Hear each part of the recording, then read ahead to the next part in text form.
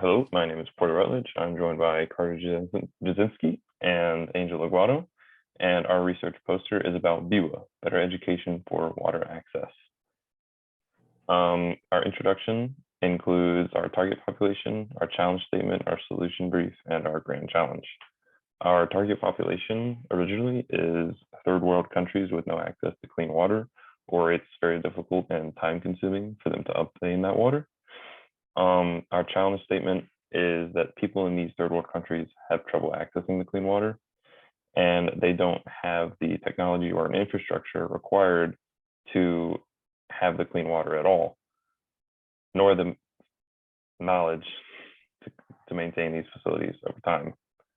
Our solution is educating first world countries about the issues overseas, and then they will travel to the first world countries and help spread their knowledge. So rather than just using people who already have the knowledge, like teachers or historians, we would educate people and then we would have them spread the knowledge. So it would be more expansive and it would be a quicker solution to spread the vital information to these people. Our grand challenge is related to providing access to clean water. And as you can see in this graph, Africa is our main target because it has the least access to clean water. So originally we would start in Africa, and then later with more funding and more resources, we would spread further east and help the countries that aren't as severely impacted, but still impacted heavily. And as you can see by our visual, first, we're showing a first world country classroom, educating adults who would be volunteers, and then they would travel to third world countries, firstly starting off with continent Africa, and then they would help with teaching in the third world countries, and then they would either go on to become engineers or they would help maintain the infrastructure that would be built. And then I'm going to hand it off to Carter. All right, so we're talking about feasibility. How real is it? So what would be our methods of income? What would be our financials? So BIWA would be a strictly nonprofit organization, and our revenue streams would be through earned income, individual contributors, so like donations, statewide grants or government grants, and then investments. So investments would be long-term investments that we make as a company to keep us afloat when we don't have as many donations. And our earned income will be earned through a provided service or provided education service where we educate you about these disaffected areas who have lack of access to clean water, and you will learn about these areas and how to get water and how to maintain the infrastructure needed. And then so that's like kind of our education package that you could purchase and like you can go through, and then you have the ability to go to these countries and help out. So then if we go to our main income, we got to talk about our costs too. So our average estimated costs would be around $1 million a year.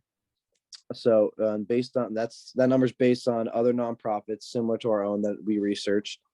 And this number represents the total cost for the entire company. And those costs kind of make up like filing fees, administrative costs, and other costs. So like filing fees would be like filing with the IRS. Like that's like one of the fees, the legal fees.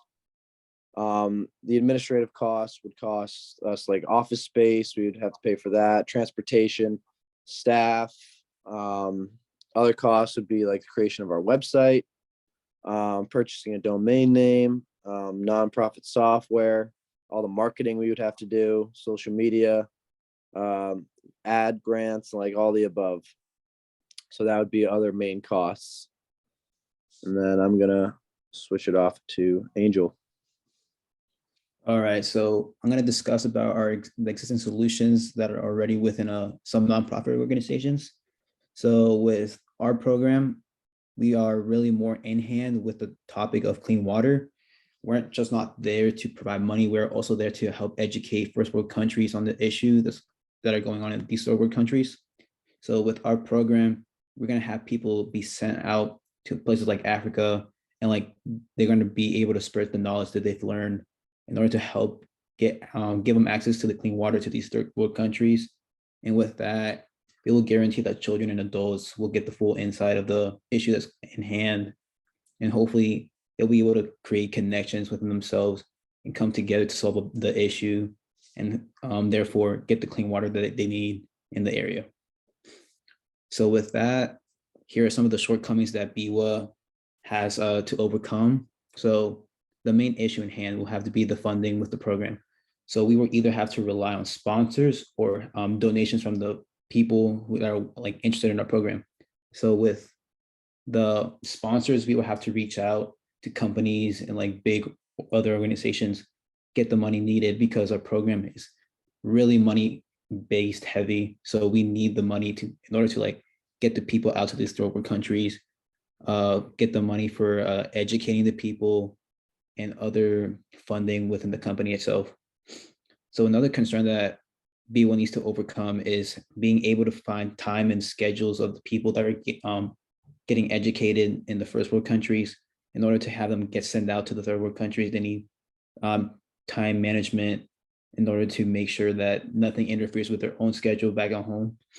Also, we will need to get the schedule set up for the farmers in the third world countries in order to make sure that they can be there to get educated, be there to be on the hands-on sites in order to solve the issue of the clean water.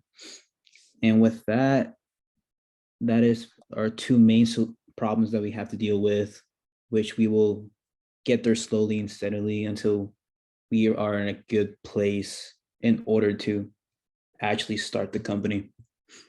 So with that, I'm gonna hand it back to Carter for the next steps. All right, yeah. So next steps, as we know, knowledge is power. And as we scale up, as we receive more income, we could definitely scale up our operation. This like will really in turn affect everyone. The more people we have on board, the more people we get educated, the more clean water people will have. Like it's a good thing for everyone. So if we have more people on both sides, then we'll have more people to teach. We'll have more people to help build the infrastructure needed, more people to maintain it. And the cycle would continue, affecting more and more until clean water is accessed for everyone. So if you teach one village how to, or one area how to access the clean water, and they know they have like everyone in the village knows how to access this clean water, maintain that facility, you've provided them with generational knowledge that it will be passed down for years and years on giving opportunity to young kids to be able to do more and educate themselves higher in other areas, then rather than spending a lot of their time getting water for their families. So really, it'll really raise up the area as a whole. And I think our main focus for the next steps would be to, if we can receive more funding, then we can maximize profits and scale up.